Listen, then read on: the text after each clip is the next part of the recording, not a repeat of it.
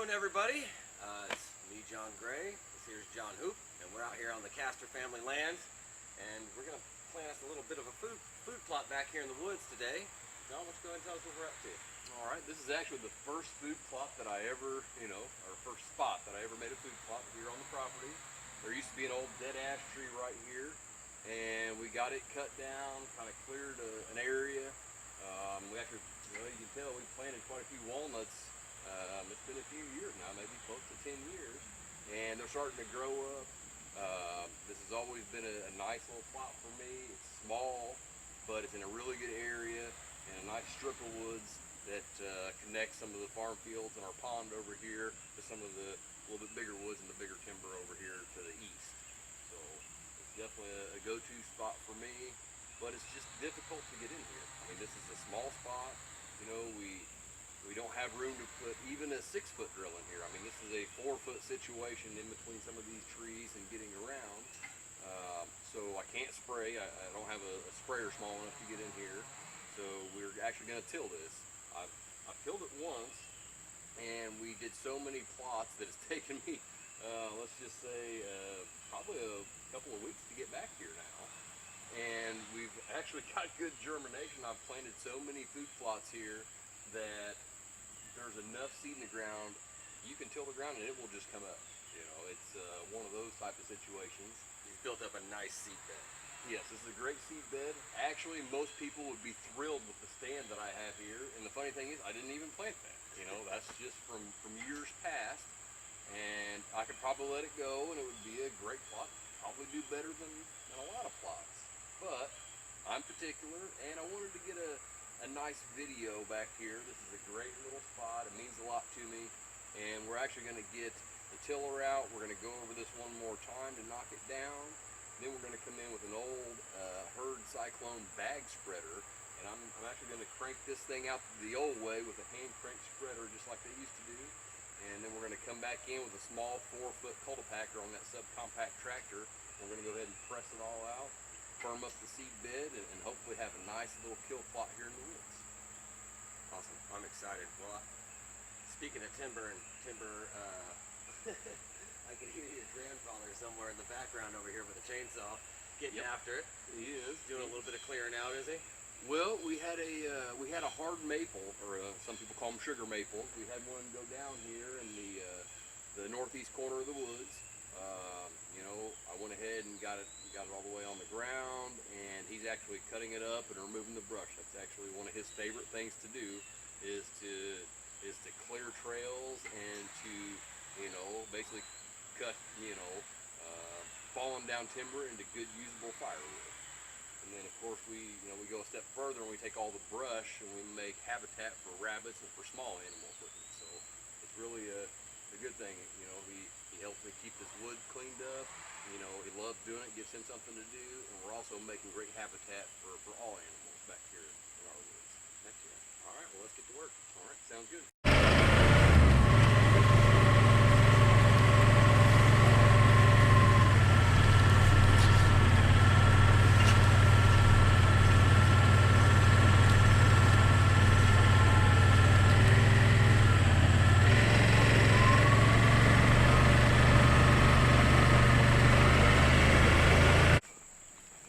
So just to show you guys what I'm talking about with this seed bed, this was actually tilled and I didn't plant anything. This is just, stuff that went to seed in the food plot and is coming back up. This is just seed that's in the ground already from years of doing this.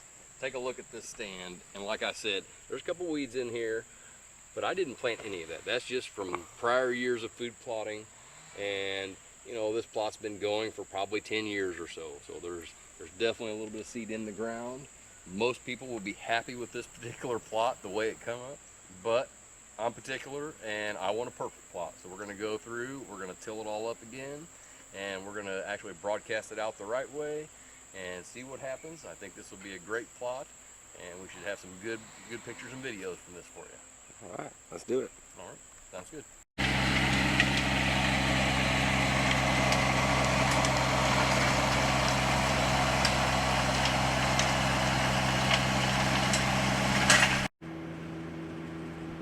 After getting back to that small plot, back behind the shop there, we realized in order to use this little 4-foot Kultipacker to pack down the seed bed a bit, we are going to need a mud scraper. It's a little damp back there. Without it, this thing is going to get all gummed up. So we have Buck building us a custom fit mud scraper. Let's see how it turns out.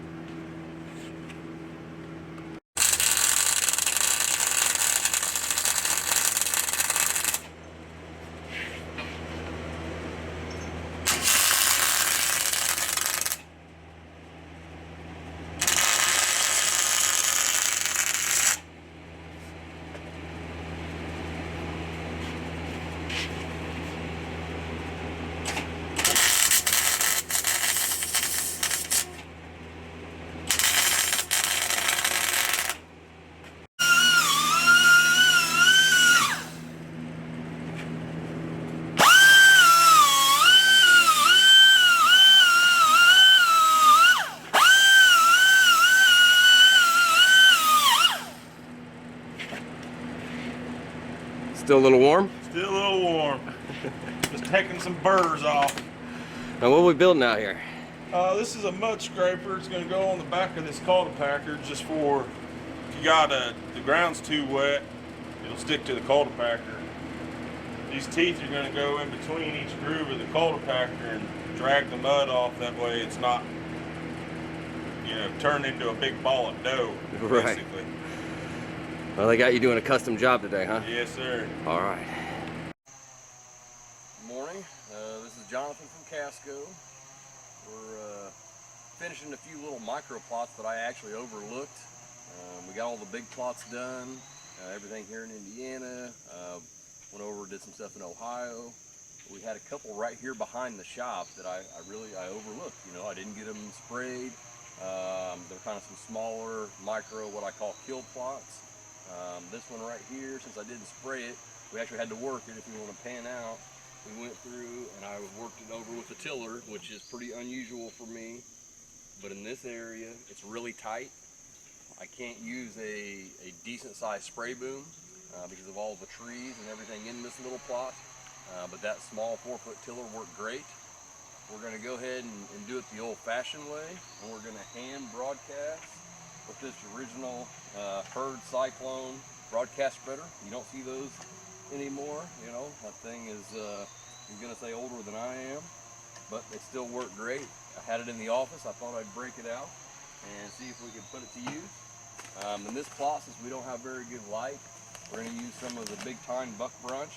You know, it's been my go-to in the low light situations for a few years now. This stuff works great. It's going to go well on this plot. And then after we're done broadcasting, we're going to go through with a small Kasco 4-foot Kultipacker. We're going to firm up this seed bed. We've got a couple plots to do today, so let's get started. All right, I think we're ready to go. We've got the seeder set. Had to use the nice seed chart that's still attached on the bottom there to get the settings. Got our opening set. I'm going to go ahead and fill this one up. We're going to use this big tine here, like I was talking about. This should be plenty for this little plot, but I like to have a little extra because you never know. I mean, it could take a little more for one reason or another, or typically when I'm out doing plots, I find another little area or another little section that I would like to do. So having just a little bit of extra seed can really be helpful, you know, especially when you're not close to your home base or to your farm. So I always try to keep at least an extra bag or two with me at all times. All right. Let's see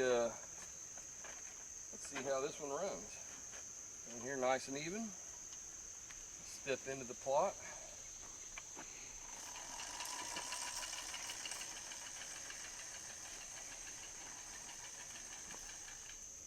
Now that being said, I don't like what came out. I feel like that was a little bit light. I think I need to open this up just a little more. So we're going to loosen the wing nut. Now I'm going to push it out to 4. Yeah, we're going to go 3.5. Okay, there we go. There we go, that's what I'm looking for.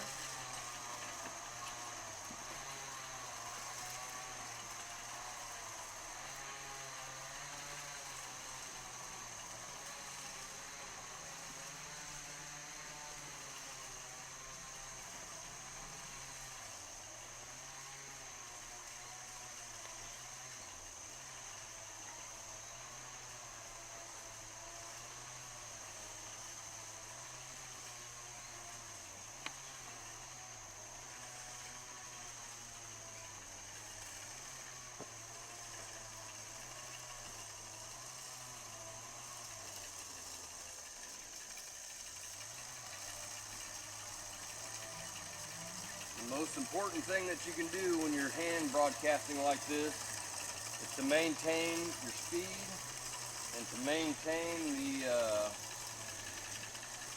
I guess, the RPM of the crank. If you slow down or you slow down with the crank handle, it can really affect your seating rate.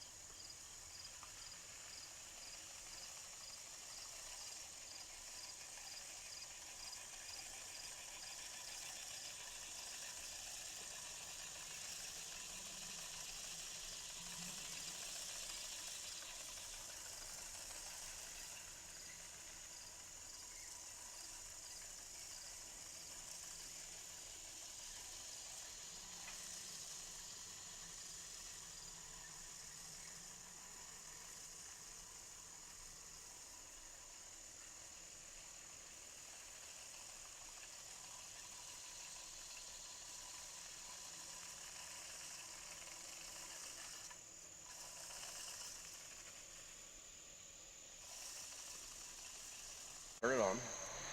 So I tilled all of this yesterday. This was freshly tilled, and just look at the amount of tracks. Those deer are curious animals. They went through here and basically walked over the whole plot, just checking it out, seeing what I've done. Which is fine. You know, I'm glad to know they're interested, and hopefully here in a few weeks we'll have something for them to eat.